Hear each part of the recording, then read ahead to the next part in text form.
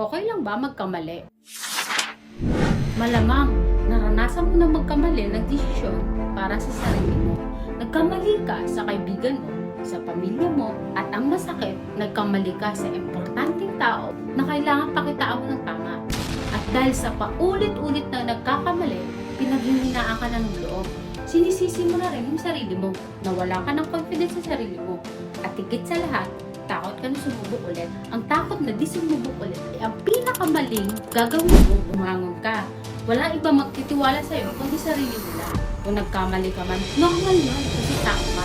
Kilala niyo ba ang inventor na si Thomas Edison? Siya ay nagkamali na ng 50,000 beses para ma-inventa ang bombilya at iba pa. Don't stop when you're tired.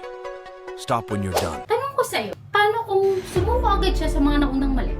Tandaan mo, okay lang magkamali kasi diyan ka natututo at sa huli, tatama ka din.